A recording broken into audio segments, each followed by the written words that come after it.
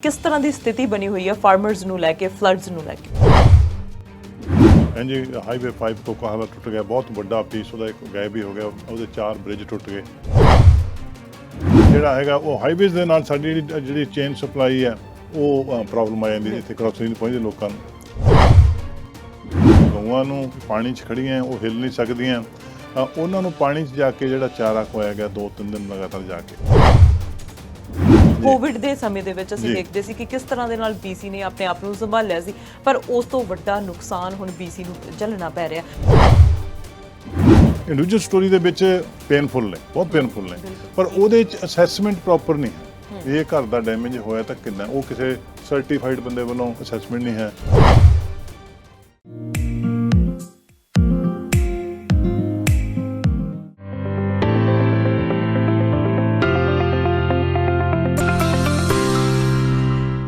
ਸਤਿ ਸ਼੍ਰੀ ਅਕਾਲ, ਤੁਸੀਂ ਦੇਖ ਰਹੇ ਹੋ ਸਾਂਝਾ TV। ਮੈਂ ਹਾਂ ਤੁਹਾਡੇ ਨਾਲ ਅਰਸ਼ਦੀਪ ਤੇ ਤੁਹਾਡਾ ਸਾਰਿਆਂ ਦਾ ਪ੍ਰੋਗਰਾਮ ਖਾਸ ਮੁਲਾਕਾਤ ਦੇ ਵਿੱਚ ਸਵਾਗਤ ਹੈ। ਇਸ ਪ੍ਰੋਗਰਾਮ ਦੇ ਵਿੱਚ ਇੱਕ ਖਾਸ ਸ਼ਖਸੀਅਤ ਦੇ ਨਾਲ ਗੱਲਬਾਤ ਹੋਵੇਗੀ ਤੇ ਗੱਲਬਾਤ ਹੋਵੇਗੀ BC ਦੇ ਵਿੱਚ ਆਏ ਫਲੱਡਸ ਦੇ ਬਾਰੇ। ਹੁਣ ਹਾਲਾਤ ਕਿਸ ਤਰ੍ਹਾਂ ਦੇ ਨੇ, ਕਿਉਂਕਿ ਅਸੀਂ ਪਿਛਲੇ ਦਿਨਾਂ ਦੇ ਵਿੱਚ ਦੇਖਿਆ ਕਿ ਕਿਸ ਤਰ੍ਹਾਂ ਦੇ ਨਾਲ ਉੱਥੇ ਨੁਕਸਾਨ ਹੋਇਆ, ਕਿਸ ਤਰ੍ਹਾਂ ਦੇ ਨਾਲ ਉੱਥੇ ਜਾਨਵਰਾਂ ਦੀ, ਚਿਕਨ, ਕਾਊਜ਼, ਉਹਨਾਂ ਦੀ ਮੌਤ ਹੋਈ ਹੈ ਤੇ ਨਾਲ ਕਈ ਲੋਕਾਂ ਦੀ ਵੀ ਉੱਥੇ ਮੌਤ ਹੋਈ ਹੈ। ਪਰ ਜਿਹੜੇ ਲੋਕ ਉੱਥੇ ਉਸ ਸਥਿਤੀ ਦੇ ਵਿੱਚ ਮੁਸ਼ਕਲਾਂ ਦਾ ਸਾਹਮਣਾ ਕਰ ਰਹੇ ਨੇ, ਉਸ ਦਾ ਚਾਹੇ ਭਾਈਚਾਰੇ ਦੇ ਲੋਕ ਮਿਲ ਕੇ ਉਹਨਾਂ ਦਾ ਹੈਲਪ ਕਰ ਰਹੇ ਨੇ, ਪਰ ਵੱਡੀ ਹੈਲਪ ਸਰਕਾਰ ਦੇ ਵੱਲੋਂ ਕੀਤੀ ਜਾ ਰਹੀ ਹੈ। ਸਰਕਾਰ ਦੇ ਵੱਲੋਂ ਕਿਹੜੀ ਮਦਦ ਕੀਤੀ ਜਾ ਰਹੀ ਹੈ, ਕਿਉਂਕਿ ਕਈ ਕਿਸਾਨ ਅਜੇ ਵੀ ਜਿਹੜੇ ਨੇ ਉਹ ਚਾਹੁੰਦੇ ਨੇ ਕਿ ਹੈਲਪ ਕੀਤੀ ਜਾਵੇ। ਫੈਡਰਲ ਸਰਕਾਰ ਮਦਦ ਕਰ ਰਹੀ ਹੈ, ਖਾਸ ਕਰਕੇ ਪ੍ਰੋਵਿੰਸ਼ੀਅਲ ਸਰਕਾਰ ਮਦਦ ਕਰ ਰਹੀ ਹੈ, ਮਿਊਨਿਸਪਲ ਸਰਕਾਰ ਹੈ ਜਿਹੜੀ ਉਹ ਮਦਦ ਕਰ ਰਹੀ ਹੈ। ਕਿਸ ਤਰ੍ਹਾਂ ਦੀ ਮਦਦ ਉਹਨਾਂ ਨੂੰ ਹੋਰ ਅੱਗੇ ਚਾਹੀਦੀ ਹੈ, ਕਿੰਨਾ ਟਾਈਮ ਹੋਰ ਲੱਗ ਸਕਦਾ ਸਥਿਤੀ ਨੂੰ ਆਮ ਹਾਲਾਤਾਂ ਦੇ ਵਿੱਚ ਆਉਣ ਨੂੰ, ਕਿਉਂਕਿ ਬਹੁਤ ਸਾਰੇ ਹਾਈਵੇ ਟੁੱਟ ਗਏ। ਅਸੀਂ ਦੇਖਿਆ ਕਿ ਹਾਈਵੇ ਦੇ ਵਿੱਚੋਂ ਮੇਨ ਕੋਕਾਹਾਲਾ ਹਾਈਵੇ, ਜਿਸ ਨੂੰ ਪਹਿਲਾਂ ਤਾਂ ਕਿਹਾ ਜਾ ਰਿਹਾ ਸੀ ਕਿ ਸ਼ਾਇਦ ਜਨਵਰੀ ਦੇ ਐਂਡ ਤੱਕ ਉਹ ਨਹੀਂ ਖੁੱਲੇਗਾ, ਪਰ ਉਸ ਨੂੰ ਹੁਣ ਐਮਰਜੈਂਸੀ ਸਹੂਲਤਾਂ ਦੇ ਲਈ ਖੋਲ ਦਿੱਤਾ ਗਿਆ ਹੈ। ਕਿਹੜੀਆਂ ਚੀਜ਼ਾਂ ਹੋਰ ਨਵੀਆਂ ਹੋਈਆਂ ਨੇ, ਇਹ ਸਭ ਬਾਰੇ ਜਾਣਕਾਰੀ ਲਵਾਂਗੇ। ਨਾਲ BC ਦੇ ਵਿੱਚ ਨਵੀਆਂ ਕੋਵਿਡ ਗਾਈਡਲਾਈਨਸ ਵੀ ਜਾਰੀ ਕੀਤੀਆਂ ਗਈਆਂ ਨੇ, ਉਸ ਬਾਰੇ ਵੀ ਥੋੜੀ ਬਹੁਤ ਗੱਲ ਕਰਾਂਗੇ। ਪਰ ਅੱਜ ਦਾ ਫੋਕਸ ਰਹੇਗਾ ਫਾਰਮਰਸ ਦੇ ਉੱਤੇ, ਫਾਰਮਰਸ ਦੀ ਸਥਿਤੀ ਦੇ ਉੱਤੇ। ਤੇ ਅੱਜ ਗੱਲਬਾਤ ਕਰਾਂਗੇ MLA ਜਗਰੂਪ ਬਰਾੜ ਦੇ ਨਾਲ। ਆਓ ਉਹਨਾਂ ਦਾ ਸਵਾਗਤ ਕਰਦੇ ਹਾਂ ਤੇ ਉਹਨਾਂ ਦੇ ਨਾਲ ਗੱਲਬਾਤ ਕਰਦੇ ਹਾਂ। ਬਰਾੜ ਸਾਹਿਬ, ਸਵਾਗਤ ਹੈ ਜੀ। ਸਤਿ ਸ਼੍ਰੀ ਅਕਾਲ। ਅਸੀਂ ਤੁਹਾਨੂੰ ਤੇ ਜਿਹੜਾ ਸਾਂਝਾ TV ਦੇ ਸਰੋਤਿਆਂ ਨੂੰ ਮੇਰੀ ਨਿੱਘੀ ਸਤਿ ਸ਼੍ਰੀ ਅਕਾਲ ਜੀ, ਸਲਾਮ ਅਲੈਕਮ, ਨਮਸਕਾਰ ਤੇ ਮਿਹਰਬਾਨੀ ਮੈਨੂੰ ਮੌਕਾ ਦੇਣ ਵਾਸਤੇ ਤੁਹਾਡੇ ਪ੍ਰੋਗਰਾਮ। ਤੁਸੀਂ ਅੱਜ ਸਟੂਡੀਓ 'ਚ ਟਾਈਮ ਟੂ ਟਾਈਮ ਕੱਢ ਕੇ ਆਏ ਆ। ਮੈਨੂੰ ਪਤਾ ਤੁਹਾਡੀ ਲਗਾਤਾਰ ਕਿਸਾਨਾਂ ਦੇ ਨਾਲ ਗੱਲਬਾਤ ਹੋ ਰਹੀ ਹੈ, ਕਿਸਾਨਾਂ ਦੇ ਨਾਲ ਲਗਾਤਾਰ ਮੀਟਿੰਗਾਂ ਹੋ ਰਹੀਆਂ, ਪਰ ਸਭ ਤੋਂ ਵੱਡੀ ਗੱਲ ਮੈਂ ਇਹ ਕਹੂੰਗੀ ਕਿ BC ਸਰਕਾਰ ਦੇ ਵੱਲੋਂ, ਚਾਹੇ ਉਹ ਚਾਈਨੀਜ਼ ਲੈਂਗੁਏਜ ਹੈ, ਚਾਹੇ ਇੰਗਲਿਸ਼ ਦੇ ਵਿੱਚ ਤਾਂ ਹੁੰਦਾ ਹੀ ਹੁੰਦਾ, ਫ੍ਰੈਂਚ ਦੇ ਵਿੱਚ ਹੁੰਦਾ ਹੀ ਹੁੰਦਾ, ਪਰ ਪੰਜਾਬੀ ਦੇ ਵਿੱਚ ਤੁਹਾਡੀ ਡਿਊਟੀ, ਤੁਹਾਡੀ ਜ਼ਿੰਮੇਵਾਰੀ ਲਗਾਈ ਗਈ ਕਿ ਪੰਜਾਬੀ ਦੇ ਵਿੱਚ ਵੀ ਲੋਕਾਂ ਨੂੰ ਦੱਸੋ, ਜਾਂ ਫਾਰਮਰਸ ਨੂੰ ਦੱਸੋ, BC ਵਾਸੀਆਂ ਨੂੰ ਦੱਸੋ ਕਿ ਕੀ ਹਾਲਾਤ ਬਣੇ ਹੋਏ ਨੇ। ਸੋ ਪੰਜਾਬੀ ਦੇ ਵਿੱਚ ਤੁਹਾਡੇ ਵੱਲੋਂ ਵੀ ਲਗਾਤਾਰ ਬਰੀਫਿੰਗਸ ਦਿੱਤੀਆਂ ਜਾ ਰਹੀਆਂ, ਤੁਸੀਂ ਬਹੁਤ ਬਿਜ਼ੀ ਹੈ, ਪਰ ਸਾਨੂੰ ਇੱਕ ਵਾਰੀ ਫਿਰ ਤੋਂ ਦੱਸੋ ਕਿ ਕਿਸ ਤਰ੍ਹਾਂ ਦੀ ਸਥਿਤੀ ਬਣੀ ਹੋਈ ਹੈ ਫਾਰਮਰਸ ਨੂੰ ਲੈ ਕੇ, ਫਲੱਡਸ ਨੂੰ ਲੈ ਕੇ। ਜੀ ਸੋ ਅਰਸ਼, ਜੇ ਆਪਾਂ ਦੇਖੀਏ ਜਿਹੜੀ ਫਲੱਡ ਦੀ ਸਿਚੁਏਸ਼ਨ ਹੈਗੀ, ਸਭ ਤੋਂ ਪਹਿਲੀ ਗੱਲ ਤਾਂ ਇਹ ਸਮਝਣ ਦੀ ਲੋੜ ਹੈ ਕਿ ਜਿਹੜੇ ਇਹ ਫਲੱਡਸ ਨੇ ਇਹ ਇੱਕ ਇਤਿਹਾਸਕ ਔਰ ਇਦੋਂ ਵੱਡੀ ਫਲੱਡ ਪਹਿਲਾਂ ਕਦੇ ਇਤਿਹਾਸ ਦੇ ਵਿੱਚ ਨਹੀਂ ਦੇਖੀ ਗਈ। ਸੋ ਉਹਨਾਂ ਨੇ ਬਹੁਤ ਵੱਡਾ ਨੁਕਸਾਨ ਵੀ ਕੀਤਾ। ਜੇ ਆਪਾਂ ਨੁਕਸਾਨ ਨੂੰ ਸੰਖੇਪ 'ਚ ਮੈਂ ਗੱਲ ਕਰਾਂ ਤਾਂ ਉਹਦੇ 'ਚ ਇਹ ਹੈਗਾ ਕਿ ਸ਼ੁਰੂ ਦੇ ਵਿੱਚ 17,000 ਲੋਕ ਸੀਗੇ ਜਿਹੜੇ ਬੇਘਰ ਹੋ ਗਏ, ਜਿਨ੍ਹਾਂ ਨੂੰ ਜਿਹੜਾ ਹੈਗਾ ਇਵੈਕੂਏਸ਼ਨ ਕੀਤਾ ਗਿਆ ਉੱਥੋਂ ਕਰਕੇ ਸਰਕਾਰ ਨੇ ਉਹਨਾਂ ਨੂੰ ਹੁਕਮ ਦਿੱਤੇ, ਉਹਨਾਂ ਨੂੰ ਵੱਖਰੇ ਥਾਂ 'ਤੇ ਲਿਜਾ ਕੇ ਉਹਨਾਂ ਰਹਿਣ ਦਾ ਪ੍ਰਬੰਧ ਕੀਤਾ ਗਿਆ, ਉਹਨਾਂ ਦੇ ਖਾਣ ਦਾ ਪ੍ਰਬੰਧ ਕੀਤਾ ਗਿਆ, ਕੁਝ ਆਰਗੇਨਾਈਜੇਸ਼ਨ ਨੇ ਵੀ ਕੰਮ ਕੀਤਾ, ਪਰ ਉਹ 17,000 ਲੋਕ ਸੀਗੇ। ਇਸੇ ਤਰੀਕੇ ਨਾਲ ਹਾਈਵੇ ਟੁੱਟ ਗਏ ਸਾਰੇ। ਆਪਾਂ ਦੇਖਿਆ ਹਾਈਵੇ 1 ਟੁੱਟ ਗਿਆ 16 ਥਾਵਾਂ ਤੋਂ। ਹਾਂਜੀ, ਹਾਈਵੇ 5 ਕੋ ਕਹਾਵਾ ਟੁੱਟ ਗਿਆ, ਬਹੁਤ ਵੱਡਾ ਪੀਸ ਉਹਦਾ ਇੱਕ ਗਾਇਬ ਹੀ ਹੋ ਗਿਆ, ਉਹਦੇ 4 ਬ੍ਰਿਜ ਟੁੱਟ ਗਏ। ਇਸੇ ਤਰੀਕੇ ਨਾਲ ਹਾਈਵੇ 99 ਟੁੱਟ ਗਿਆ, ਹਾਈਵੇ 3 ਟੁੱਟ ਗਿਆ, ਸਾਰੇ ਹਾਈਵੇ ਟੁੱਟ ਗਏ। ਔਰ ਅੱਗੇ ਜਾ ਕੇ ਜੇ ਦੇਖੀਏ ਆਪਾਂ ਤਾਂ ਜਿਹੜਾ ਹੈਗਾ ਉਹ ਹਾਈਵੇਜ਼ ਦੇ ਨਾਲ ਸਾਡੀ ਜਿਹੜੀ ਚੇਨ ਸਪਲਾਈ ਹੈ ਉਹ ਪ੍ਰੋਬਲਮ ਆ ਜਾਂਦੀ, ਇੱਥੇ ਕ੍ਰੋਸਿੰਗ ਨਹੀਂ ਪਹੁੰਚਦੇ ਲੋਕਾਂ ਨੂੰ। ਉਹਦੇ ਨਾਲ ਜਿਹੜੀ ਅਗਲੀ ਗੱਲ ਹੈਗੀ ਫਾਰਮਰਸ, ਜਿਹੜਾ ਲੋ ਲਾਇੰਗ ਏਰੀਆ ਸੀਗਾ, ਖਾਸ ਕਰਕੇ ਸੂਮਸ ਦਾ ਏਰੀਆ, ਉੱਥੇ ਜਿਹੜਾ ਫਾਰਮਰ ਦਾ ਜਿਹੜਾ ਨੁਕਸਾਨ ਹੋਇਆ ਉਹਨੂੰ ਸ਼ਬਦਾਂ 'ਚ ਬਿਆਨ ਕਰਨਾ ਬਹੁਤ ਔਖਾ। ਬਹੁਤ ਭਾਵਕ ਇਮੋਸ਼ਨਲ ਸਿਚੁਏਸ਼ਨ ਹੈ। ਮੈਂ ਉੱਥੇ ਇੱਕ ਵਾਰੀ ਨਹੀਂ 4 ਵਾਰੀ ਜਾ ਚੁੱਕੇ ਹਾਂ, ਫਾਰਮਰ ਨਾਲ ਗੱਲਬਾਤ ਕਰ ਚੁੱਕੇ ਹਾਂ, ਉਹਨਾਂ ਦੇ ਫਾਰਮ ਨੂੰ ਵਿਜ਼ਿਟ ਕਰ ਚੁੱਕੇ ਹਾਂ, ਉਹਨਾਂ ਦੀ ਸਥਿਤੀ ਦੇ ਚੁੱਕੇ ਹਾਂ। 450 ਤੋਂ 500 ਦੇ ਕਰੀਬ ਤਾਂ ਜਿਹੜੀ ਗਊ ਹੈ ਉਹ ਮਾਰੀ ਗਈ ਹੈ।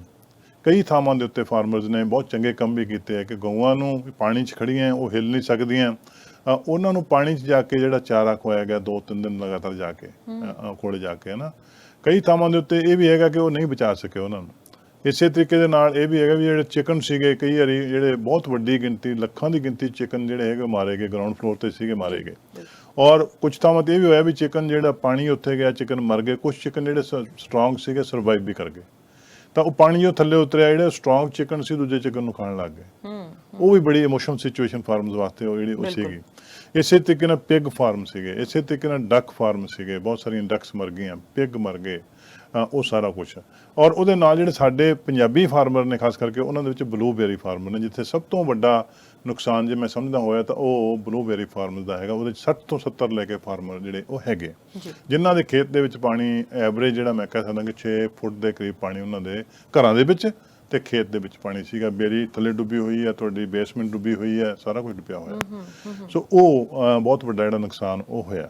ਸੋ ਇਹ ਐਡਾ ਵੱਡਾ ਨੁਕਸਾਨ ਹੈਗਾ। ਜਿਹੜਾ ਸਰਕਾਰ ਦਾ ਪਹਿਲਾ ਦੌਰ ਸੀਗਾ ਉਹਦੇ ਚ ਪਬਲਿਕ ਸੇਫਟੀ ਸਭ ਤੋਂ ਇੰਪੋਰਟੈਂਟ ਸੀਗੀ। ਆਫ ਕੋਰਸ ਐਨੀਮਲ ਸੇਫਟੀ ਵੀ ਸੀਗੀ, ਪਰ ਉਦੋਂ ਪਹਿਲਾਂ ਜਿਹੜੀ ਪਬਲਿਕ ਸੇਫਟੀ ਸੀਗੀ ਕਿ ਉਹ 17,000 ਲੋਕਾਂ ਨੂੰ ਸਮੇਂ ਸਿਰ ਕੱਢ ਕੇ ਠੀਕ ਥਾਂ ਤੇ ਪਹੁੰਚਾਉਣਾ, ਉਹਨੂੰ ਖਾਣਾ ਪਹੁੰਚਾਉਣਾ ਵਗੈਰਾ ਵਗੈਰਾ ਵਗੈਰਾ, ਉਹ ਸਿਚੁਏਸ਼ਨ ਸੀਗੀ।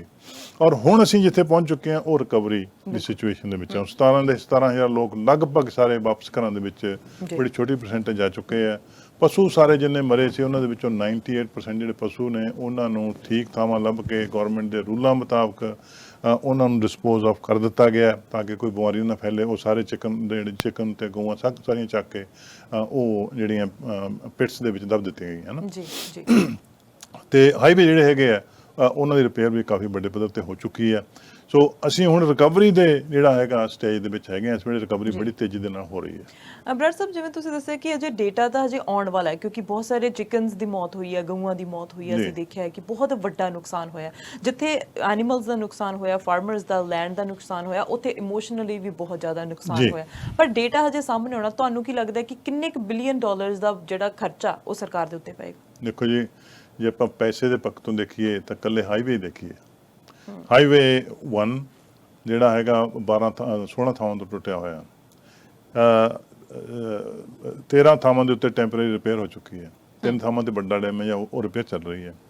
ਕੋਕਾਹਾਲਾ ਉਹਦਾ 1.5 ਕਿਲੋਮੀਟਰ ਦਾ ਪੀਸ ਟੁੱਟ ਗਿਆ ਸੀ, 4 ਬ੍ਰਿਜ ਟੁੱਟ ਗਏ ਸੀ, ਉਹਨੂੰ ਟੈਂਪਰੇਰੀ ਰਿਪੇਅਰ ਕਰ ਦਿੱਤਾ ਗਿਆ, ਅੱਜ ਸਵੇਰੇ ਚੱਲ ਪਿਆ। ਹਾਂਜੀ, ਉੱਥੇ 9 ਜਿਹੜੀ ਕਮਰਸ਼ੀਅਲ ਵਹੀਕਲ ਜਾ ਸਕਦੇ, ਉਹਨਾਂ ਦਾ ਵੇਟ ਹੈਗਾ 11,794 ਜਿਹੜਾ ਉਹਨੂੰ ਗ੍ਰੋਸ ਜਿਹੜਾ ਹੈਗਾ ਉਹਦਾ ਵੇਟ ਹੋਣਾ ਚਾਹੀਦਾ, ਉਹ ਉੱਥੋਂ ਤੱਕ ਜਾ ਸਕਦੇ ਆ।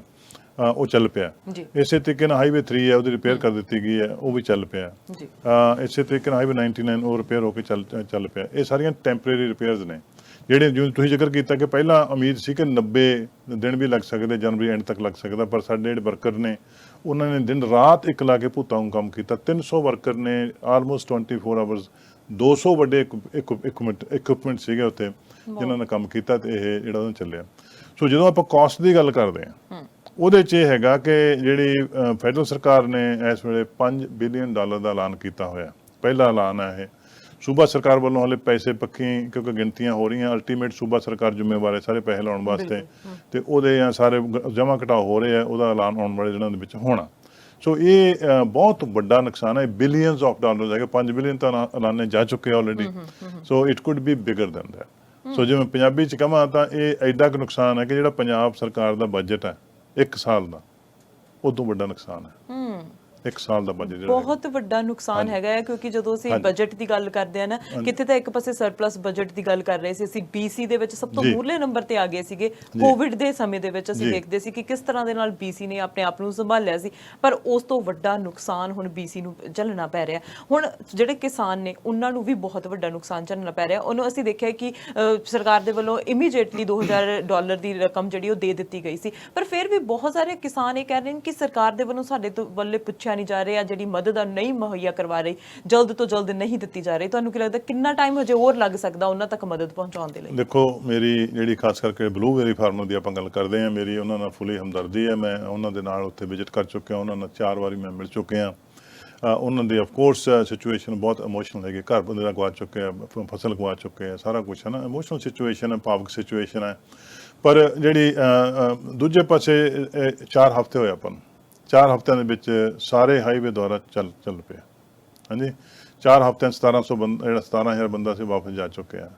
4 ਹਫ਼ਤਿਆਂ ਦੇ ਵਿੱਚ ਜਿਹੜਾ ਇਹਦਾ ਅਸੈਸਮੈਂਟ ਪ੍ਰੋਸੈਸ ਹੈ, ਕਿਉਂਕਿ ਜਿਹੜਾ ਇਹਦਾ ਡੈਮੇਜ ਫਾਰਮਰਸ ਦਾ ਹੋਇਆ ਉਹਦਾ ਅਸੈਸਮੈਂਟ ਜਿਹੜੀ ਸਭ ਤੋਂ ਕੀ ਹੈਗੀ ਅਸੈਸਮੈਂਟ ਬਹੁਤ ਇੰਪੋਰਟੈਂਟ ਹੈਗੀ ਕਿ ਡੈਮੇਜ ਹੋਇਆ ਕਿੰਨਾ। ਹਰੇਕ ਫਾਰਮਰ ਦੀ ਸਿਚੁਏਸ਼ਨ ਵੱਖਰੀ ਹੈ। ਹੁਣ ਮੈਂ ਇੱਕ ਫਾਰਮਰ ਨੂੰ ਮਿਲ ਕੇ ਆਇਆ, ਉਹਦੇ 3 ਕਿਸਮ ਦੀਆਂ ਫਸਲਾਂ ਨੇ। ਉਹ ਕਹਿੰਦਾ ਜੀ ਆਹ ਬਰਾੜ ਸਾਹਿਬ ਜਿਹੜੀ ਹੈਗੀ ਇਹਦੇ ਪੱਤੇ ਖੜੇ ਆ, ਇਹਨੇ ਵੱਜ ਜਾਣਾ, ਇਹਨੂੰ ਕੁਝ ਨਹੀਂ ਹੋਣਾ, ਪਾਣੀ 'ਚ ਵੀ ਡੁੱਬੀ ਸੀ ਵੱਜ ਜਾਣਾ। ਆਹ ਜਿਹੜੀ ਹੈਗੀ ਹੈ 3 ਸਾਲ ਪੁਰਾਣੀ ਹੈ, ਇਹਦੇ ਪੱਤੇ ਝੜੇ ਹੋਏ ਆ, ਇਹ ਸ਼ਾਇਦ ਵੱਜ ਜਾਏ ਸ਼ਾਇਦ ਮਰ ਜਾਏ, ਮੈਨੂੰ ਪਤਾ ਨਹੀਂ, ਇਹ ਅਪ੍ਰੈਲ ਤੱਕ ਨਹੀਂ ਪਤਾ ਲੱਗਣਾ। ਉਹ ਜਿਹੜਾ ਛੋਟੇ ਬੱਚੇ ਲਾਏ ਸੀਗੇ ਇਸ ਬੂਟੇ 6 ਮਹੀਨੇ ਪਹਿਲਾਂ, ਉਹ ਸਾਰੇ ਮਰ ਗਏ। ਸੋ ਉਹ ਤਾਂ ਅੱਜ ਮਰੇ ਨੇ, ਉਹਦੀ ਅਸੈਸਮੈਂਟ ਉਸ ਹਿਸਾਬ ਨਾਲ ਹੋ ਸਕਦੀ ਹੈ। ਇਹਦਾ ਹਾਲੇ ਅਪ੍ਰੈਲ 'ਚ ਪਤਾ ਲੱਗੂਗਾ, ਇਹਦਾ ਹੁਣ ਪਤਾ ਹਾਂਜੀ। ਸੋ ਵੱਖਰੇ ਫਾਰਮਰ ਦੀ ਵੱਖਰੀ ਸਿਚੁਏਸ਼ਨ ਹੈ। ਜਿੰਨੀ ਦੇਰ ਤੱਕ ਉਹ ਅਸੈਸਮੈਂਟ ਪ੍ਰੋਪਰ ਨਹੀਂ ਹੋ ਜਾਂਦੀ, ਉਨੀ ਦੇਰ ਤੱਕ ਉਹਨੂੰ ਕੰਪਨਸੇਟ ਕਰਨਾ ਸਰਕਾਰ ਵੱਲੋਂ ਜਿਹੜਾ ਹੈਗਾ ਕਮਿਟਮੈਂਟ ਹੈਗੀ ਹੈ, ਪੈਸੇ ਪਏ ਆ, ਸਾਰਾ ਕੁਝ ਪਿਆ। It's hard to figure out ਵੀ ਫਾਰਮੂਲਾ ਕੀ ਹੈ ਨਾ। ਉਹ ਮੰਤਰੀ 4 ਵਾਰੀ ਉੱਥੇ ਵਿਜ਼ਿਟ ਕਰ ਚੁੱਕੀ ਹੈ, ਆਪਣੇ ਸਾਰੇ ਜਿਹੜੇ ਹੈਗੇ ਕੱਲੇ ਫਾਰਮਰ ਦੇ ਨਾਲ ਸਿੱਧੀ ਮਹਿਕਮਾ ਗੱਲਬਾਤ ਕਰ ਰਿਹਾ ਤਾਂ ਕਿ ਅਸੀਂ ਫਿਗਰ ਆਊਟ ਕਰ ਸਕੀਏ। ਸੋ ਉਹ ਕਰਨ ਤੋਂ ਬਾਅਦ ਜਿਹੜਾ ਹੈਗਾ ਉਹ ਜਿਹੜਾ ਵੱਡਾ ਜਿਹੜਾ ਪੈਕੇਜ ਹੈਗਾ ਉਹਨਾਂ ਦਾ ਉਹ ਅਨਾਉਂਸ ਕੀਤਾ ਜਾਊਗਾ ਹੋਪਫੁਲੀ ਸਮ ਟਾਈਮ ਜਨਵਰੀ ਦੇ ਵਿੱਚ। ਪਰ ਉਹਦੇ 'ਚ ਹੁਣ ਤੱਕ ਦੇ ਪ੍ਰੋਗਰਾਮ ਜਿਹੜੇ ਅਨਾਉਂਸ ਕੀਤੇ ਗਏ ਉਹਦੇ 'ਚ ਇਕੱਲਾ 2000 ਦਾ ਪ੍ਰੋਗਰਾਮ ਨਹੀਂ ਹੈਗਾ। ਉਹਦੇ 'ਚ ਜਿਹੜਾ ਫਾਈਨੈਂਸ਼ੀਅਲ ਡਿਜ਼ਾਸਟਰ ਅਸਿਸਟੈਂਟ ਪ੍ਰੋਗਰਾਮ ਹੈਗਾ, ਜਿਹਦੇ 'ਚ 3 ਲੱਖ ਤੱਕ ਜਿਹੜਾ ਤੁਹਾਡੇ ਜੇ ਘਰ ਦਾ ਨੁਕਸਾਨ ਹੋਇਆ ਤੁਸੀਂ ਉਹਦੇ 'ਚ ਅਪਲਾਈ ਕਰ ਸਕਦੇ ਹੋ। ਔਰ ਉਹਦੇ 'ਚ ਮਾਲਕ ਮਕਾਨ ਵੀ ਕਰ ਸਕਦਾ। ਜੇ ਕੋਈ ਬੇਸਮੈਂਟ 'ਚ ਰਹਿੰਦਾ ਹੈ, ਬੇਸਮੈਂਟ 'ਚ ਰਹਿਣ ਵਾਲੇ ਦਾ ਕੋਈ ਉਹਦੇ ਬੈੱਡ ਖਰਾਬ ਹੋ ਗਏ, ਸੋਫਾ ਖਰਾਬ ਹੋ ਗਿਆ, ਉਹ ਵੀ 3 ਲੱਖ ਤੱਕ ਅਪਲਾਈ ਕਰ ਸਕਦਾ ਉਹਦੇ ਪ੍ਰੋਗਰਾਮ ਦੇ ਵਿੱਚ। ਸੋ ਇਹ ਆਲਰੇਡੀ ਪ੍ਰੋਗਰਾਮ ਹੈਗੇ। ਹਾਂ, ਇਹ ਪ੍ਰੋਗਰਾਮ ਸਾਰਿਆਂ ਵਾਸਤੇ ਕੰਮ ਨਹੀਂ ਹੋਣੇ ਕਿਉਂਕਿ ਬਹੁਤ ਸਾਰੇ ਲੋਕਾਂ ਦਾ ਨੁਕਸਾਨ ਉਦੋਂ ਵੱਡਾ ਹੋਇਆ। ਉਹਦੇ ਵਾਸਤੇ ਜਿਹੜਾ ਆਉਣ ਵਾਲੇ ਦਿਨਾਂ ਦੇ ਵਿੱਚ ਜਿਹੜਾ ਹੈਗਾ ਉਹੀ ਗੈਪ ਲੱਭ ਰਹੇ ਅਸੀਂ, ਗੈਪ ਲੱਭ ਕੇ ਜਿਹੜੇ ਤਾਂ ਕਿ ਅਸੀਂ ਵਧੀਆ ਜਿਹੜਾ ਐਲਾਨ ਕਰਨਾ ਉਹਦੇ ਵਿੱਚ ਮੁਕੰਮਲ ਤੌਰ ਦੇ ਉੱਤੇ ਉਹ ਪਲਾਨ ਕੰਮ ਲੋਕਾਂ ਨਾਲ ਕਰ ਸਕੇ। ਤੁਸੀਂ ਜ਼ਿਕਰ ਕੀਤਾ ਕਿ ਤੁਹਾਡੀ ਲਗਾਤਾਰ ਕਿਸਾਨਾਂ ਦੇ ਨਾਲ ਮੀਟਿੰਗ ਹੋ ਰਹੀ ਹੈ। ਤੁਹਾਡੀ ਪਹਿਲੀ ਮੀਟਿੰਗ ਜਦੋਂ ਫਲੱਡ ਆਏ ਸੀ ਉਦੋਂ ਹੋਈ, ਤੁਸੀਂ ਕੱਲ ਵੀ ਉਹਨਾਂ ਦੇ ਨਾਲ ਮੀਟਿੰਗ ਕੀਤੀ, ਅੱਜ ਵੀ ਤੁਹਾਡੀ ਉਹਨਾਂ ਦੇ ਨਾਲ ਮੀਟਿੰਗ ਹੋਈ। ਅੱਜ ਮਿਨਿਸਟਰ ਸਾਹਿਬ ਵੀ ਸੀਗੇ। ਸੋ ਲਗਾਤਾਰ ਮਿਨਿਸਟਰ ਦੇ ਨਾਲ ਤੁਹਾਡੀ ਕਿਸਾਨਾਂ ਦੇ ਨਾਲ ਜਿਹੜੀ ਲਗਾਤਾਰ ਮੀਟਿੰਗ ਹੋ ਰਹੀ ਹੈ। ਲਗਾਤਾਰ ਕਿਸਾਨਾਂ ਨਾਲ ਮੀਟਿੰਗ ਕਰਨ ਦੇ ਬਾਵਜੂਦ ਵੀ ਕਿਸਾਨ ਕਹਿ ਰਹੇ ਨੇ ਸਾਡੇ ਤੱਕ ਕਿਸੇ ਨੇ ਆ ਕੇ ਗੱਲ ਨਹੀਂ ਕੀਤੀ। ਉਹ ਕਿਹੜੇ ਕਿਸਾਨ ਨੇ? ਨਹੀਂ, ਉਹ ਕਿਸਾਨ ਤਾਂ ਉਹ ਬਲੂਬੇਰੀ ਫਾਰਮਰ ਕਿਸਾਨ ਹੀ ਨੇ ਜਿਨ੍ਹਾਂ ਨਾਲ ਲਗਾਤਾਰ ਮੀਟਿੰਗਾਂ ਹੋ ਰਹੀਆਂ। ਪਰ ਮੈਂ ਉਹਨਾਂ ਦੀ ਭਾਵਨਾਵਾਂ ਨੂੰ ਸਮਝਦਾ। ਉਹਨਾਂ ਨੂੰ ਜੇ ਕੋਈ ਗੈਪ ਇਹ ਹੈਗਾ ਕਿ ਵੀ ਇਹ ਕਿੰਨੀ ਛੇਤੀ ਹੋ ਸਕਦਾ ਕੰਮ। ਉਹਦੇ ਜਿਹੜੇ ਕੁਝ ਪ੍ਰੋਗਰਾਮ ਤਾਂ ਲਾਣੇ ਜਾ ਚੁੱਕੇ, ਉਹਨਾਂ ਦੇ ਵਿੱਚੋਂ ਕੁਝ ਦੇ ਉਹ ਕੰਮ ਆ ਸਕਦੇ, ਕੁਝ ਦੇ ਉਹ ਕੰਮ ਨਹੀਂ ਆ ਸਕਦੇ। ਕਿਉਂਕਿ ਇੱਥੇ ਜਿਹੜਾ ਮੇਜਰ ਡੈਮੇਜ ਹੋਇਆ ਉਹ 60 ਕੇ 70 ਫਾਰਮਰ ਨੇ ਜਿਹੜਿਆਂ ਦੀ ਆਪਾਂ ਗੱਲ ਕਰ ਰਹੇ ਹਾਂ। ਉਹਨਾਂ ਨੂੰ ਅਫਕੋਰਸ ਇਸ ਵੇਲੇ ਕੈਸ਼ ਦੀ ਪ੍ਰੋਬਲਮ ਹੈ, ਉਹਨਾਂ ਦੀਆਂ ਹੋਰ ਪ੍ਰੋਬਲਮ ਨੇ ਹੈਗੀਆਂ। ਉਹਨਾਂ ਦੀ ਉਮੀਦ ਹੈ ਕਿ ਵੀ ਬਹੁਤ ਜਲਦੀ ਕਰੋ। ਸੋ ਉਹਦੇ 'ਚ ਪ੍ਰੋਸੈਸ ਇਹ ਹੈਗਾ ਕਿ 40 ਜਿਹੜਾ ਦਿਨ ਹੋਏ ਹਾਲੇ ਤੱਕ। ਪਹਿਲਾ ਪਾਰਟ ਤਾਂ ਸੀਗਾ ਰਿਕਵਰੀ ਆਪਣੀ ਪਬਲਿਕ ਸੇਫਟੀ ਦਾ। ਉਦੋਂ ਬਾਅਦ ਜਿਹੜਾ ਹੁਣ ਉਹਦੇ 'ਤੇ ਆਏ ਆ, ਉਹਦੇ 'ਚ ਹੁਣ ਫੈਡਰਲ ਗੌਰਮੈਂਟ ਇਨਵੋਲਵ ਹੈ, ਸੂਬਾ ਸਰਕਾਰ ਇਨਵੋਲਵ ਹੈ। ਉਹ ਦੋਨੇ ਮੰਤਰੀ ਰਲ ਕੇ ਉਹਦਾ ਪੈਕੇਜ ਤਿਆਰ ਕਰ ਰਹੇ ਆ। ਪੈਕੇਜ ਹੁਣ ਬਲੂਬੇਰੀ ਕੌਂਸਲ ਜਿਹੜੀ ਉਹਨਾਂ ਦੀ ਨੁਮਾਇੰਦਗੀ ਕਰਦੀ ਹੈ, ਸਾਡੀ ਨਹੀਂ ਕਰਦੀ, ਉਹਨਾਂ ਦੀ ਕਰਦੀ ਹੈ। ਬਲੂਬੇਰੀ ਕੌਂਸਲ ਆਪ ਅਸੈਸਮੈਂਟ ਕਰਾ ਰਹੀ ਹੈ ਇਸ ਵੇਲੇ। ਉਹ ਅਸੈਸਮੈਂਟ ਵੀ ਹਲੇ ਪੂਰੀ ਨਹੀਂ ਹੋਈ। ਉਹ ਅਸੈਸਮੈਂਟ ਡੈਮੇਜ ਦੀ ਕਰਾ ਰਹੀ ਹੈ। ਜਦੋਂ ਉਹ ਅਸੈਸਮੈਂਟ ਪੂਰੀ ਹੋ ਜਾਂਦੀ, ਸਾਡੇ ਕੋਲ ਪਹਿਲਾ ਡਾਕੂਮੈਂਟ ਉਹ ਆਉਣਾ ਕਿ ਐਕਚੁਅਲ ਡੈਮੇਜ ਹੈ ਕੀ, ਇਹਦੀ ਕੰਪਨਸੇਸ਼ਨ ਕੀ ਹੋ ਸਕਦੀ ਹੈ, ਉਹ ਕਿੰਨੀ ਹੋ ਸਕਦੀ ਹੈ, ਉਹਨੂੰ ਤੁਸੀਂ ਕਿਵੇਂ ਫਾਰਮੂਲਾ ਬਣਾ ਕੇ ਜਿਹੜਾ ਅਲਟੀਮੇਟ ਲੋਕਾਂ ਦੀ ਸਪੋਰਟ ਕਰ ਸਕਦੇ ਹੋ। ਉਹ ਪਹਿਲਾ ਡਾਕੂਮੈਂਟ ਹੋਣਾ। ਹੁਣ ਤੱਕ ਇੰਡੀਵਿਜੂਅਲ ਸਟੋਰੀਆਂ ਨੇ, ਇੰਡੀਵਿਜੂਅਲ ਸਟੋਰੀ ਦੇ ਵਿੱਚ ਪੇਨਫੁਲ ਨੇ, ਬਹੁਤ ਪੇਨਫੁਲ ਨੇ, ਪਰ ਉਹਦੇ 'ਚ ਅਸੈਸਮੈਂਟ ਪ੍ਰੋਪਰ ਨਹੀਂ ਹੈ ਵੀ ਇਹ ਘਰ ਦਾ ਡੈਮੇਜ ਹੋਇਆ ਤਾਂ ਕਿੰਨਾ। ਉਹ ਕਿਸੇ ਸਰਟੀਫਾਈਡ ਬੰਦੇ ਵੱਲੋਂ ਅਸੈਸਮੈਂਟ ਨਹੀਂ ਹੈ। ਸਰਕਾਰ ਨੇ ਜਦੋਂ ਵੀ ਕੁਝ ਕਰਨਾ ਤੁਹਾਨੂੰ ਪਤਾ ਵੀ ਉਹਦੀ ਪ੍ਰੋਪਰ ਅਸੈਸਮੈਂਟ ਜਿਹੜੀ ਕਰਾ ਕੇ ਤੇ ਉਸ ਹਿਸਾਬ ਨਾਲ ਕਰਨਾ। ਸੋ ਗਵਰਨਮੈਂਟ ਰੈਡੀ ਹੈ, we are trying our best to do the assessment as quickly as possible ਤਾਂ ਕਿ ਅਸੀਂ ਉਹਨੂੰ ਉਸ ਹਿਸਾਬ ਨਾਲ ਲੋਕਾਂ ਦੀ ਸਪੋਰਟ ਕਰਨ ਵਾਸਤੇ ਮਦਦ ਕਰ ਸਕੀਏ। ਬ੍ਰਸਾ, ਜਿਵੇਂ ਤੁਸੀਂ ਕਿਹਾ ਕਿ ਬਹੁਤ ਸਾਰਾ ਨੁਕਸਾਨ ਹੋਇਆ ਜਿਨ੍ਹਾਂ ਦੇ ਵਿੱਚ ਲੋਕਾਂ ਦੇ ਡਾਕੂਮੈਂਟਸ ਤੱਕ ਨਹੀਂ ਲੱਭ ਰਹੇ ਉਹਨਾਂ ਨੂੰ ਕਿ ਸਾਡੇ ਕੋਲ ਡਾਕੂਮੈਂਟਸ ਹੈ ਸੀ ਜਾਂ ਨਹੀਂ ਸੀ। ਹੁਣ ਫੈਡਰਲ ਸਰਕਾਰ ਦੇ ਵੱਲੋਂ ਇਹ ਜ਼ਰੂਰ ਕਿਹਾ ਗਿਆ ਕਿ ਜੇ ਡਾਕੂਮੈਂਟ ਕੋਈ ਦੁਬਾਰਾ ਅਪਲਾਈ ਕਰ ਰਿਹਾ ਹੈਗਾ ਅਸੀਂ ਉਹ ਕੋਈ ਵੀ ਫੀਸ ਨਹੀਂ ਲਵਾਂਗੇ ਉਹਦੀ, ਦੁਬਾਰਾ ਅਪਲਾਈ ਕੀਤੇ ਜਾ ਸਕਦੇ ਆ, ਹੌਲੀ ਅਪਲਾਈ ਕੀਤੇ ਜਾ ਸਕਦੇ ਆ। ਹੁਣ ਜੋ ਵੀ ਮਦਦ ਸਰਕਾਰ ਦੇ ਵੱਲੋਂ ਮੁਹੱਈਆ ਕਰਵਾਈ ਜਾ ਰਹੀ ਹੈ ਤੇ ਕਿਸਾਨ ਕਹਿ ਰਹੇ ਨੇ ਸਾਨੂੰ ਘੱਟ ਤੋਂ ਘੱਟ ਸਾਡੇ ਡਾਕੂਮੈਂਟ ਲਏ ਜਾਣ, ਘੱਟ ਤੋਂ ਘੱਟ ਜਾਣਕਾਰੀ ਲਈ ਜਾਵੇ ਕਿਉਂਕਿ ਸਾਨੂੰ ਨਹੀਂ ਪਤਾ ਸਾਡੇ ਕੋਲ ਕਿੰਨੇ ਡਾਕੂਮੈਂਟ ਹੈ, ਕਿੰਨੇ ਡਾਕੂਮੈਂਟ ਨਹੀਂ ਹੈ। ਕੀ ਘੱਟ ਤੋਂ ਘੱਟ ਜਾਣਕਾਰੀ ਲਈ ਜਾ ਰਹੀ ਹੈ ਉਹਨਾਂ ਤੋਂ? ਇਹ ਜੀ ਜਿਹੜੀ ਅੱਜ ਸਵੇਰੇ ਅਸੀਂ ਮੁਲਾਕਾਤ ਕੀਤੀ ਉਹਨੇ ਫਾਰਮਰ ਦੇ ਨਾਲ, ਮਿਨਿਸਟਰ ਸਾਹਿਬਾ ਵੀ ਉੱਥੇ ਸੀਗੇ। ਉਹਦੇ 'ਚ ਮਿਨਿਸਟਰ ਸਾਹਿਬਾਂ ਨੇ ਗੱਲ ਬੜੀ ਸਪਸ਼ਟ ਉਹਨਾਂ ਨਾਲ ਕੀਤੀ ਹੈ ਕਿ ਵੀ ਕੱਲਾ ਬੰਦਾ ਤੁਸੀਂ ਸਾਨੂੰ ਜਿਹੜਾ ਆਪਣੇ ਨਾਂ, ਟੈਲੀਫੋਨ ਨੰਬਰ, ਈਮੇਲ ਵਗੈਰਾ ਮੇਰੇ ਆਹ ਨੰਬਰ 'ਤੇ ਭੇਜ ਦਿਓ। ਤੁਹਾਡੇ ਕੱਲੇ ਦੇ ਨਾਲ ਜਿਹੜਾ ਗੱਲ ਕਰਾਂਗੇ ਅਸੀਂ ਤੇ ਉਹ ਹਰੇਕ ਦੀ ਇੰਡੀਵਿਜੂਅਲ ਲੋੜਾਂ ਨੇ, ਉਹਦੇ ਮੁਤਾਬਕ ਅਸੀਂ ਅਗਲੇ ਪ੍ਰੋਗਰਾਮ ਜਿਹੜੇ ਹੈਗੇ ਸਪੋਰਟ ਅਸੀਂ ਕਰ ਸਕਦੇ ਹਾਂ। ਸੋ ਉਹ ਇੱਕ ਤੈਅ ਹੈਗਾ।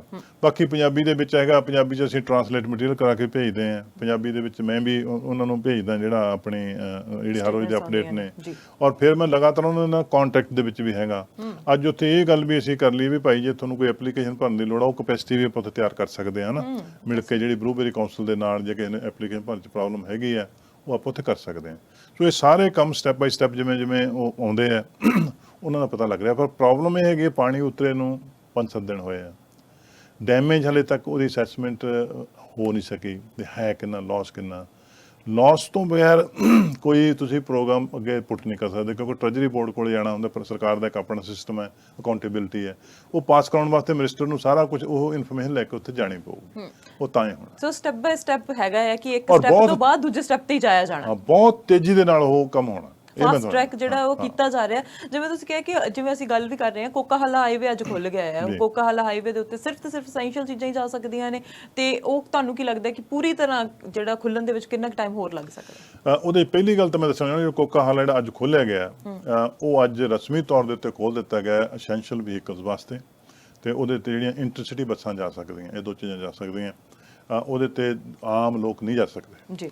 ਯਾਰ ਇਹਦੇ 'ਚ ਮੈਂ ਇਹ ਦੱਸਣਾ ਚਾਹੁੰਦਾ ਕਿ ਜਿਹੜਾ ਇਹਦੇ 'ਚ ਜਿਹੜਾ ਟਰੱਕ ਜਾ ਸਕਦਾ, ਉਹਦੀ GVW ਜਿਹਨੂੰ ਕਹਿੰਦੇ ਗ੍ਰੋਸ ਜਿਹੜਾ ਉਹਦਾ ਵੇਟ ਹੋਣਾ ਚਾਹੀਦਾ, ਉਹ 11,794 ਹੈ ਜੀ। ਔਰ ਕੱਲ੍ਹ ਨੂੰ ਜਿਹੜਾ, ਕਿਉਂਕਿ ਜਿਹੜਾ ਹਾਈਵੇ 3 ਦੇ ਉੱਤੇ ਹੁਣ ਤੱਕ ਟਰੱਕ ਚੱਲਦੇ ਸੀਗੇ, ਸੋ ਕੱਲ੍ਹ ਤੋਂ ਸਰਕਾਰ ਨੇ ਇਹ ਕਰ ਦਿੱਤਾ, ਕੱਲ੍ਹ ਜਿਹੜਾ ਹੈਗਾ ਆਉਣ ਵਾਲਾ ਕੱਲ੍ਹ 8 ਵਜੇ ਤੋਂ ਲੈ ਕੇ ਜਿਹੜਾ ਉੱਥੇ ਵੀ ਐਸੈਂਸ਼ੀਅਲ ਟਰੈਵਲ ਓਨਲੀ ਜਿਹੜੀ ਲੱਗੀ ਰਿਸਟ੍ਰਿਕਸ਼ਨ ਲੱਗੀ ਹੋਈ ਸੀਗੀ, ਕਿਉਂਕਿ ਉੱਥੇ ਟਰੱਕ ਜਾ ਰਹੇ ਸੀ, ਪਰ ਕੱਲ੍ਹ ਤੋਂ ਉਹ ਹਟਾ ਦਿੱਤੀ ਜਾਊਗੀ। ਕੱਲ੍ਹ ਤੋਂ ਉੱਥੇ ਆਮ ਲੋਕ ਟਰੈਵਲ ਕਰ ਸਕਣਗੇ। ਸਾਡੀ ਉਮੀਦ ਹੈ ਕਿ ਜਿਹੜੇ ਟਰੱਕ ਨੇਗੇ ਉਹ ਕੋਕਾਹਲਾ ਕਨੀ ਮੂਵ ਹੋ ਜਾਣਗੇ, ਕਿ ਉਹਨਾਂ ਨੇ ਸਮਾਨ ਢੋਣਾ, ਜਿਹੜੇ ਆਮ ਲੋਕ ਉੱਧਰ ਚਲੇ ਜਾਣੇ, ਕਿਉਂਕਿ ਕ੍ਰਿਸਮਸ ਵਗੈਰਾ ਹੈਗੇ, ਲੋਕਾਂ ਨੇ ਇੱਕ ਦੂਜੇ ਨੂੰ ਮਿਲਣ ਜਾਣਾ, ਤਾਂ ਹੀ ਇਹ ਕੰਮ ਬੜੀ ਤੇਜ਼ੀ ਨਾਲ ਕੀਤਾ ਗਿਆ। ਇਸੇ ਤਰੀਕੇ ਨਾਲ ਹਾਈਵੇ 99 ਹੈਗਾ, ਉਹਦੇ ਉੱਤੇ ਵੀ ਜਿਹੜਾ ਹੈਗਾ ਪੈਂਬਰਟਨ ਤੋਂ ਨਿਲੋਵੇਟ ਤੱਕ ਜਿਹੜਾ ਹੈਗਾ, ਉਹ ਵੀ ਹੁਣ ਆਮ ਲੋਕਾਂ ਲਈ ਹਾਈਵੇ ਖੋਲ ਦਿੱਤਾ ਗਿਆ। ਉਹ ਅੱਜ ਤੱਕ ਬੰਦ ਸੀਗਾ ਕਿਉਂਕਿ ਇਹ ਹਾਈਵੇ ਖੁੱਲ ਗਿਆ। ਸੋ ਇਹ ਸਾਰਾ ਕੁਝ ਹੋ ਗਿਆ। ਔਰ ਉਹਦੇ 'ਚ ਮੈਂ ਇਹ ਵੀ ਦੱਸਣਾ ਚਾਹੁੰਦਾ ਕਿ ਜਿਹੜੇ ਹਾਈਵੇ 1 ਹੈ ਉਹ 16 ਥਾਵਾਂ ਤੋਂ ਟੁੱਟਿਆ ਹੋਇਆ ਸੀਗਾ, 12 ਥਾਵਾਂ ਤੋਂ 13 ਤੋਂ ਰਿਕਵਰ ਹੋ ਚੁੱਕਿਆ, ਤੇ 3 ਥਾਵਾਂ ਦੀ ਰਿਪੇਅਰ ਹਲੇ ਤੇਜ਼ੀ ਨਾਲ ਚੱਲ ਰਹੀ ਹੈ। ਸੋ ਇਹ ਬਹੁਤ ਤੇਜ਼ੀ ਨਾਲ ਕੰਮ ਚੱਲ ਰਿਹਾ।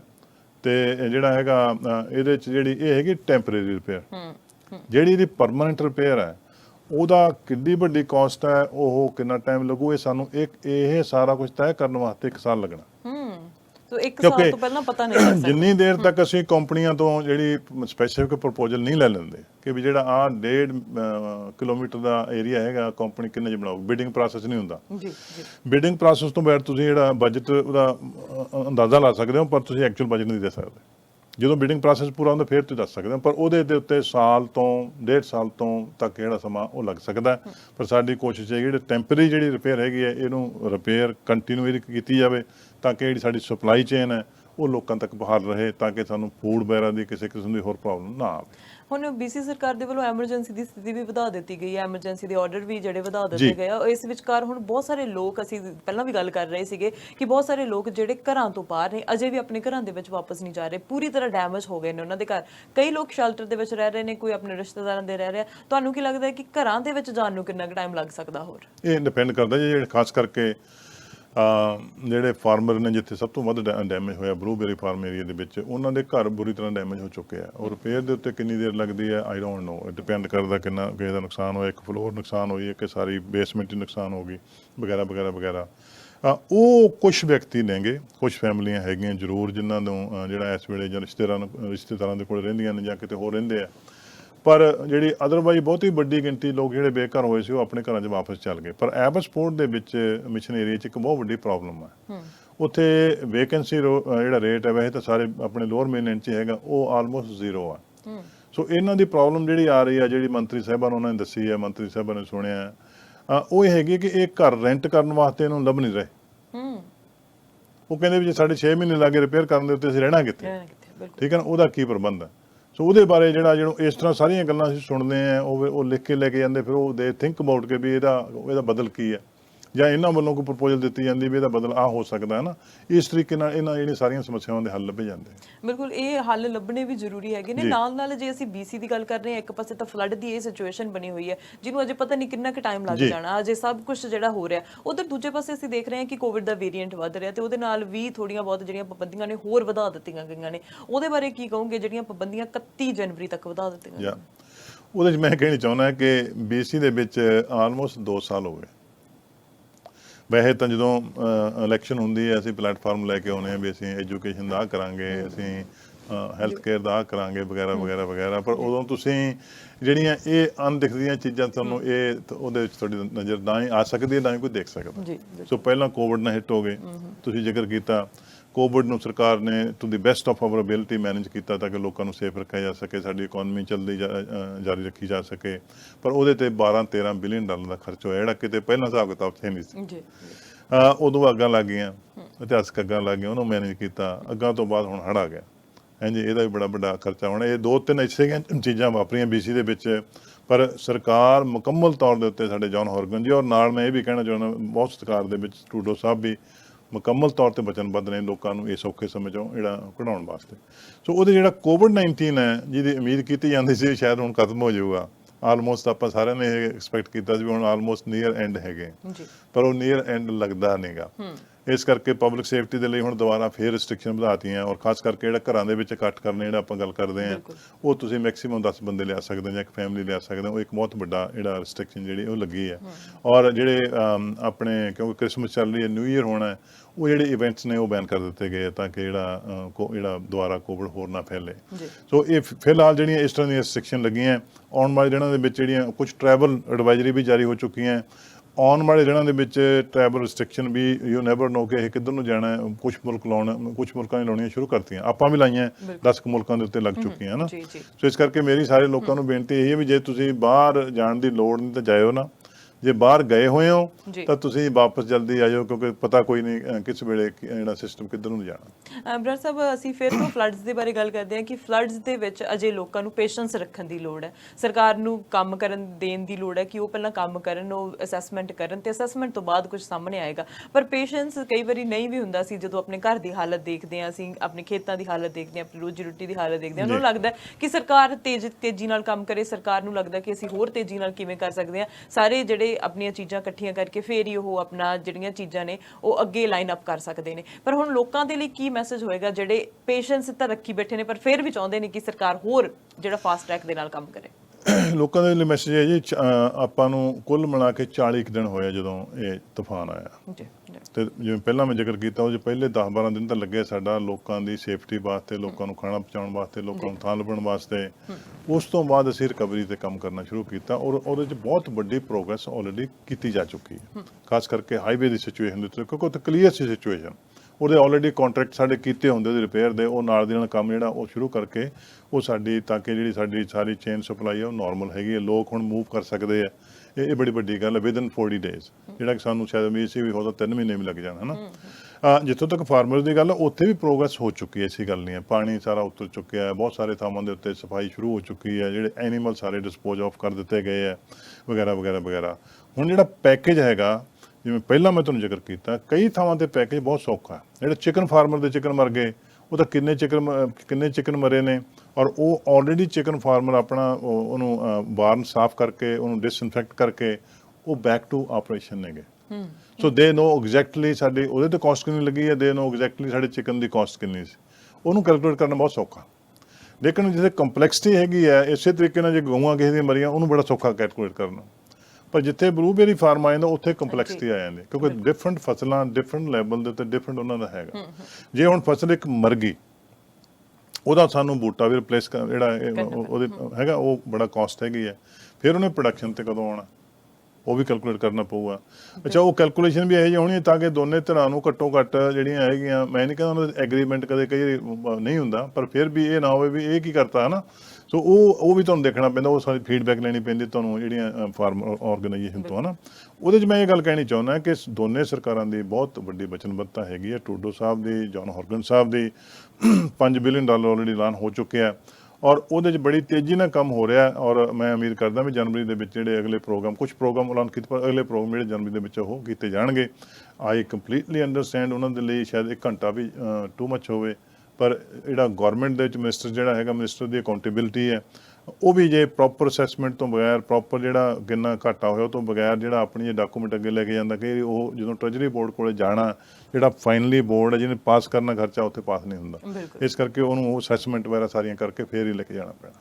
ਬਿਲਕੁਲ, ਤੇ ਤੁਸੀਂ ਬਹੁਤ ਹਾਰਡ ਵਰਕ ਕਰ ਰਹੇ ਹੋ, ਉਦੋਂ ਦਾ ਲੋਕਾਂ ਦੇ ਨਾਲ ਵੀ ਗੱਲਬਾਤ ਕਰ ਰਹੇ ਹੋ, ਕਿਸਾਨਾਂ ਦੇ ਨਾਲ ਗੱਲਬਾਤ ਕਰ ਰਹੇ ਹੋ, ਗਵਰਨਮੈਂਟ ਦੇ ਨਾਲ ਵੀ ਗੱਲਬਾਤ ਕਰ ਰਹੇ ਹਾਂ। ਸੋ ਤੁਹਾਡਾ ਬਹੁਤ ਬਹੁਤ ਧੰਨਵਾਦ। ਤੋਂ ਅਸੀਂ ਹੁਣ ਉਮੀਦ ਕਰਦੇ ਹਾਂ ਕਿ ਅਗਲੇ ਆਉਣ ਵਾਲੇ ਟਾਈਮ ਦੇ ਵਿੱਚ ਅਸੀਂ ਕੋਸ਼ਿਸ਼ ਕਰਾਂਗੇ ਕਿ ਤੁਹਾਡੇ ਤੋਂ ਇਸੇ ਤਰ੍ਹਾਂ ਇਨਫੋਰਮੇਸ਼ਨ ਲਈ ਜਾਵੇ ਤਾਂ ਕਿ ਲੋਕਾਂ ਤੱਕ ਵੀ ਪੁਖਤਾ ਜਾਣਕਾਰੀ ਪਹੁੰਚਦੀ ਹੋ ਸਕੇ ਕਿ ਸਰਕਾਰ ਆਖਿਰ ਕੀ ਕੁਝ ਕਰ ਰਹੀ ਹੈ, ਲੋਕਾਂ ਦੇ ਲਈ ਕੀ ਕੁਝ ਕਰ ਰਹੀ ਹੈ। ਸੋ ਅੱਜ ਸਟੂਡੀਓ ਦੇ ਵਿੱਚ ਆਉਣ ਲਈ ਤੁਹਾਡਾ ਬਹੁਤ ਬਹੁਤ ਧੰਨਵਾਦ ਜੀ। ਅਰਸ਼ੀ ਤੁਹਾਡਾ ਬਹੁਤ ਸ਼ੁਕਰੀਆ, ਤੁਸੀਂ ਬਹੁਤ ਵਧੀਆ ਇੰਟਰਵਿਊ ਕਰਦੇ ਹੋ ਔਰ ਸਾਂਝਾ ਟੀਵੀ ਦਾ ਤੁਹਾਡੇ ਦਰਸ਼ਕਾਂ ਦਾ ਮੈਂ ਹਾਜ਼ਰ ਹਾਂ ਕਿਉਂਕਿ ਮੇਰੀ ਇਹ ਫਰਜ਼ ਹੈ ਲੋਕਾਂ ਤੱਕ ਜਿਹੜੀ ਸਹੀ ਜਾਣਕਾਰੀ ਪਹੁੰਚਾਉਣੀ। ਸੋ ਜਦੋਂ ਵੀ ਲੋੜ ਪਵੇ ਮੈਂ ਉਹਦੇ ਲਈ ਹਾਜ਼ਰ ਹਾਂ ਜੀ, ਜ਼ਰੂਰ ਦੁਬਾਰਾ ਵੀ ਆਵਾਂਗੇ। ਤੁਹਾਡਾ ਇੱਕ ਵਾਰੀ ਫੇਰ ਬਹੁਤ ਮਿਹਰਬਾਨੀ, ਬੜੀ ਮਹੱਤਵਪੂਰਨ ਇਨਫੋਰਮੇਸ਼ਨ ਸੀਗੀ ਲੋਕਾਂ ਤੱਕ ਪਹੁੰਚਦੀ ਕਰਨ ਦੇ ਲਈ। ਜੀ ਧੰਨਵਾਦ ਜੀ, ਮਿਹਰਬਾਨੀ। ਸੋ ਸਰੀ ਫਲੀਟਵੁੱਡ ਤੋਂ ਐਮਐਲਏ ਜਗਰੂਪ ਬਰਾੜ ਦੇ ਨਾਲ ਅੱਜ ਗੱਲਬਾਤ ਹੋਈ, ਜਿਹੜੇ ਕਿਸਾਨਾਂ ਦੇ ਨਾਲ ਵੀ ਲਗਾਤਾਰ ਫਾਰਮਰਸ ਦੇ ਨਾਲ ਵੀ ਲਗਾਤਾਰ ਗੱਲਬਾਤ ਕਰ ਰਹੇ ਨੇ। ਜਿਵੇਂ ਇਹਨਾਂ ਨੇ ਦੱਸਿਆ ਕਿ ਹਜੇ ਅਸੈਸਮੈਂਟ ਜਾਰੀ ਹੈ, ਅਜੇ ਨਹੀਂ ਪਤਾ ਕਿ ਇੱਕ ਖੇਤ ਦੇ ਵਿੱਚ ਨੁਕਸਾਨ ਜੇ ਇੱਕ ਹੋਇਆ ਤਾਂ ਦੂਜੇ ਨੁਕਸਾਨ ਘੱਟ ਵੀ ਹੋ ਸਕਦਾ, ਵੱਧ ਵੀ ਹੋ ਸਕਦਾ, ਅਲੱਗ-ਅਲੱਗ ਖੇਤ ਦਾ ਅਲੱਗ-ਅਲੱਗ ਨੁਕਸਾਨ ਹੋ ਸਕਦਾ। ਸੋ ਇਹ ਸਾਰੀਆਂ ਅਸੈਸਮੈਂਟਸ ਕਰਕੇ ਹੀ ਸਰਕਾਰ ਜਿਹੜੀ ਹੈ ਉਹ ਕਿਸਾਨਾਂ ਤੱਕ ਮਦਦ ਪਹੁੰਚਾ ਰਹੀ ਹੈ ਤੇ ਨਾਲ-ਨਾਲ ਅੱਗੇ ਵੀ ਜਾਰੀ ਰਹੇਗੀ। ਪਰ ਪੂਰੀ ਤਰ੍ਹਾਂ ਫੁੱਲੀ ਰਿਕਵਰੀ ਦੇ ਲਈ ਟਾਈਮ ਲੱਗ ਸਕਦਾ, ਚਾਹੇ ਉਹ ਹਾਈਵੇ ਨੇ, ਚਾਹੇ ਉਹ ਖੇਤ ਨੇ, ਚਾਹੇ ਉਹ ਘਰ ਨੇ, ਸਾਰਿਆਂ ਦੇ ਲਈ ਟਾਈਮ ਲੱਗ ਸਕਦਾ। ਪਰ ਜੇ ਤੁਹਾਡਾ ਕੋਈ ਸਵਾਲ ਹੈਗਾ ਜਾਂ ਤੁਸੀਂ ਕੋਈ ਵੀ ਇਨਫੋਰਮੇਸ਼ਨ ਕੋਈ ਵੀ ਹੈਲਪ ਚਾਹੁੰਦੇ ਆ ਤਾਂ ਸਿੱਧਾ ਇਹਨਾਂ ਦੇ ਆਫਿਸ ਦੇ ਨਾਲ ਕੰਟੈਕਟ ਕੀਤਾ ਜਾ ਸਕਦਾ, ਕਿਉਂਕਿ ਇਹ ਕਹਿੰਦੇ ਆ ਕਿ ਤੁਹਾਡੇ ਤੱਕ ਸਾਰੀ ਐਕਸੈਸਿਬਿਲਿਟੀ ਹੈਗੀ ਹੈ। ਤੁਸੀਂ ਜਿਹੜੀ ਹੈ ਉਹ ਸਿੱਧੀ ਸਰਕਾਰ ਦੇ ਨਾਲ ਗੱਲਬਾਤ ਕਰ ਸਕਦੇ ਆ, ਐਮਐਲਏਸ ਦੇ ਨਾਲ ਗੱਲਬਾਤ ਕਰ ਸਕਦੇ ਆ, ਖੇਤੀਬਾੜੀ ਮੰਤਰੀ ਦੇ ਨਾਲ ਗੱਲਬਾਤ ਕਰ ਸਕਦੇ ਆ। ਸਰਕਾਰ ਜਿੱਥੇ ਵਚਨਬੱਧ ਹੈ ਤੇ ਉੱਥੇ ਅਸੀਂ ਵੀ ਵਚਨਬੱਧ ਹਾਂ ਕਿ ਤੁਹਾਡੇ ਤੱਕ ਪੁਖਤਾ ਜਾਣਕਾਰੀ ਇਸੇ ਤਰ੍ਹਾਂ ਪਹੁੰਚਾਉਂਦੇ ਰਵਾਂਗੇ। ਦੇਖਦੇ ਰਹੋ ਸਾਂਝਾ ਟੀਵੀ ਤੇ ਮੈਨੂੰ ਅਰਸ਼ਦੀਪ ਨੂੰ ਦਿਓ ਇਜਾਜ਼ਤ। ਸਤਿ ਸ਼੍ਰੀ ਅਕਾਲ।